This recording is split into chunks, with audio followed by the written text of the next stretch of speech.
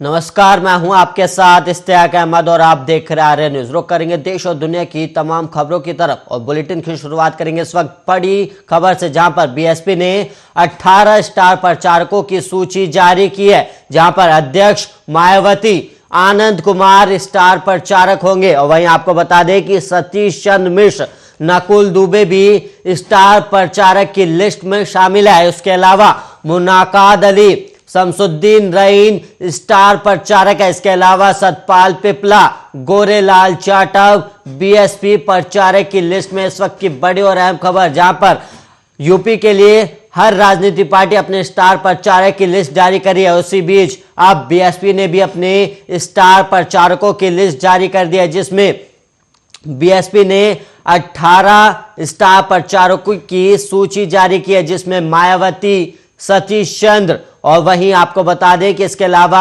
Satpal Pipla, Gorelal Yadav BSP प्रचारक की list में शामिल है। और इसके अलावा आपको बता दें कि नकुल दुबे भी स्टार प्रचारक की लिस्ट में शामिल हुए। और इसके अलावा मुनकाद अली, शमसुद्दीन रईन स्टार प्रचारक की लिस्ट में। ये जो हम लिस्ट बता रहे हैं ये बीएसपी की लिस्ट है, जहां पर बीएसपी ने अपने स्टार प्रचारक की लिस्ट जारी की है, जिसमें 18 नामों पर मोहर लगी है। और इसके अलावा आपको बता दें कि बीएसपी सुप्रीमो मायावती भी स्टार प्रचारक की लिस्ट में शामिल है। और इसके अलावा सतीश चंद्र मिश्र भी स्टार प्रचारक की लिस्ट में शामिल हैं।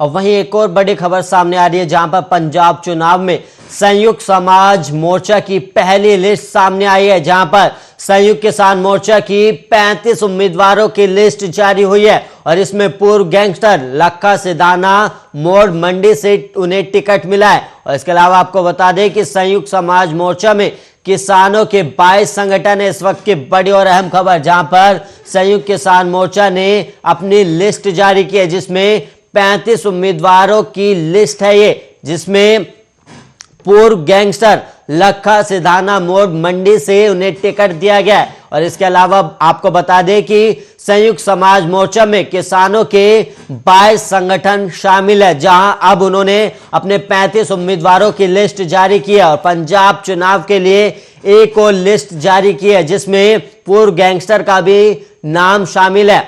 और संयुक्त समाज मोर्चा की ये पहली लिस्ट है, जिसमें 35 उम्मीदवारों को उतारा गया है। उसके अलावा आपको बता दें कि पूर्व गैंगस्टर लक्का को भी टिकट दिया गया है।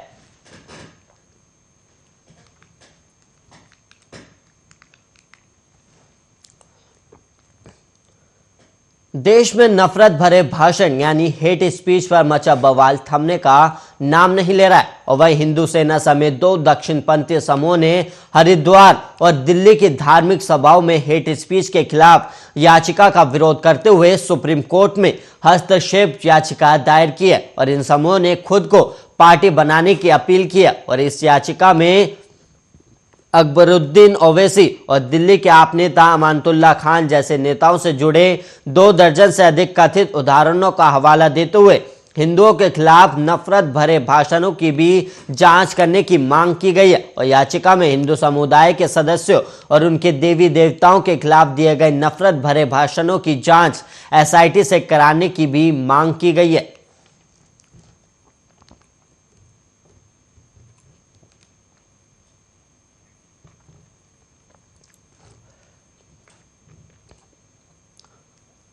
और वहीं शिवपाल सिंह यादव इटावा के जसवंत नगर से समाजवादी पार्टी के टिकट पर चुनाव लड़ेंगे। और वहीं सपा संस्थापक मुलायम सिंह यादव के छोटे भाई शिवपाल यादव जसवंत नगर सीट से 5 बार विधानसभा का चुनाव जीत चुके हैं, जबकि मुलायम सिंह यादव ने इस सीट से 7 बार जीत हासिल की है। और अब तक ये साफ नहीं हो पाया है कि समाजवादी पार्टी शिवपाल यादव की पार्टी के कितने सदस्यों को टिकट देगी। और शिवपाल सिंह यादव और अखिलेश यादव में 2017 के विधानसभा चुनाव के बाद मतभेद पैदा हो गए थे। और इसके बाद अखिलेश यादव ने शिवपाल यादव को पार्टी से बाहर का रास्ता दिखा दिया था। हालांकि 2017 का विधानसभा चुनाव शिवपाल यादव जशवंत नगर विधानसभा सीट से ही सपा के टिकट पर जीते थे और बाद में उन्होंने प्रगतिशील समाजवादी पार्टी के नाम से अपनी अलग पार्टी बना ली थी। और पिछले साल शिवपाल यादव ने प्रदेश के अधिकांश इलाकों का दौरा भी किया, लेकिन बाद में वो समाजवादी पार्टी के साथ चुनावी समझौते की बात करने लगे।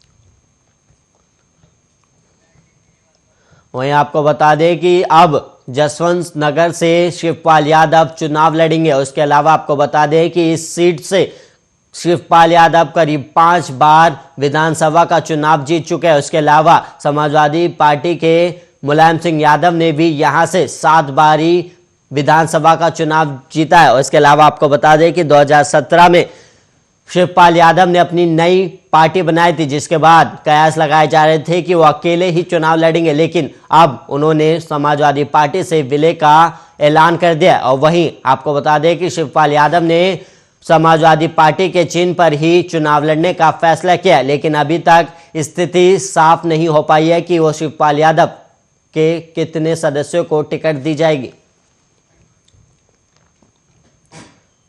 सदर विधानसभा क्षेत्र के रामपुर बघेला के ग्रामीणों का है, जहां ड्रेन पर बने लकड़ी के पुल से लोगों को गुजरने के लिए मजबूर होना पड़ रहा है। और वहीं जान हथेली पर रखकर बच्चे, बूढ़े, जवान सभी हजारों की संख्या में प्रतिदिन गुजरते हैं। और इस लकड़ी के पुल के पक्के निर्माण के लिए ग्रामीणों द्वारा नेताओं सहित अधिकारियों तक के दरवाजे खटखटाए जा चुके हैं, लेकिन अभी तक किसी की नजरें इस पर नहीं पड़ी, जिससे नाराज ग्रामीणों ने नेताओं के लोक लुभावने वादे में इस बार ना फंसने कर वोट ना देने का फैसला किया। और वहीं सदर विधानसभा क्षेत्र के रामपुर बघेल गांव के पास से महाराजगंज ड्रेन गुजरता है, जो सीधे रामपुर बघेला को राही से जोड़ता है, लेकिन उस पर पक्के पुल का निर्माण न होने के कारण ग्रामीणों को लगभग 8 से 10 किलोमीटर दूर का सफर तय करना पड़ता है। और इसी को देख ग्रामीणों ने ड्रेन पर लकड़ी द्वारा पुल का निर्माण कराया गया और उसी पुल से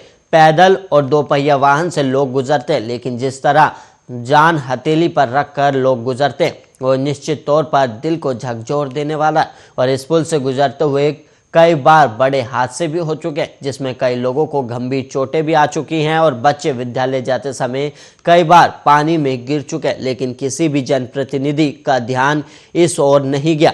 और अगर होता भी है तो यहाँ तो पल्ला झाड़ लेते हैं या फिर देखने की बात कहकर टाल देते हैं।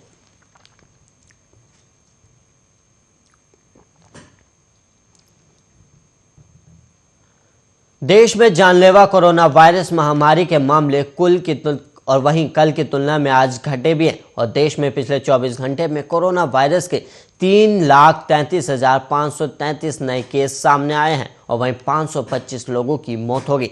और देश में दैनिक पॉजिटिविटी रेट अब 17.78% है। और वहीं बड़ी बात यह है कि देश में आज कल से 4,171 कम मामले सामने आए और कल कोरोना वायरस के 3,37,704 मामले आए थे।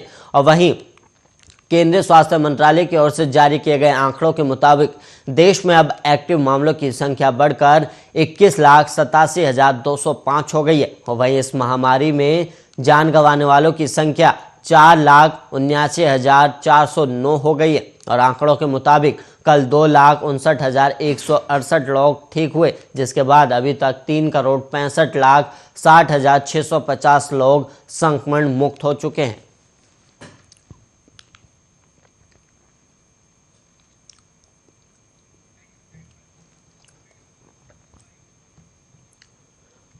भारत सरकार ने गणतंत्र दिवस समारोह को लेकर इस साल 2 महत्वपूर्ण बदलाव किए। दरअसल गणतंत्र दिवस समारोह अब हर साल 24 जनवरी के बजाय 23 जनवरी से शुरू होगा और 23 जनवरी को नेताजी सुभाष चंद्र बोस की जयंती होती है। और इसके अलावा अब इस समारोह को आज से 30 जनवरी तक आयोजित किया जाएगा और जिसमें मुख्य समारोह 26 जनवरी को शुरू होगा और वहीं कार्यक्रम में होने वाला फ्लाई पास 10 बजे के स्थान पर 10:30 बजे शुरू किया जाएगा। और परेड के समय में बदलाव की मुख्य वजह विजिबिलिटी में सुधार बताई जा रही है और समारोह 23 जनवरी यानी आज से नेताजी सुभाष चंद्र बोस की 125वीं जयंती के अवसर पर शुरू किया जाएगा और इसका समापन 30 जनवरी को शहीद दिवस के उपलक्ष्य में होगा और राष्ट्रीय राजधानी के राजपथ पर गणतंत्र दिवस समारोह में करीब 1000 ड्रोन, 75 सैन्य विमान और 12 राज्यों और केंद्र शासित प्रदेशों और 9 मंत्रालयों की झांकियां शामिल होंगी। और इसके अलावा गणतंत्र दिवस परेड में आने वाले दर्शकों की संख्या में काफ़ी कमी आई है और पिछले साल जब पहली कोविड-19 लहर कम हो रही थी तब लगभग 25,000 विजिटर्स को अनुमति दी गई थी और इस साल संख्या में 5,000 से 8,000 के बीच काफ़ी कमी की गई है और अभी भी काम किया जा रहा है क्योंकि कोविड-19 मामलों में काफ़ी वृद्धि हुई है। और दिल्ली में आज 73वें गणतंत्र दिवस परेड की फुल ड्रेस रिहर्सल है और इस दौरान गणमान्य व्यक्तियों के अलावा पूरी परेड ठीक वैसे ही दिखाई पड़ेगी जैसे ही 26 जनवरी को होगी और सेना की मार्चिंग टुकड़ियों से लेकर टैंक, तोप और बैंड तक हिस्सा लेंगे और वायुसेना का फ्लाई पास्ट भी होगा।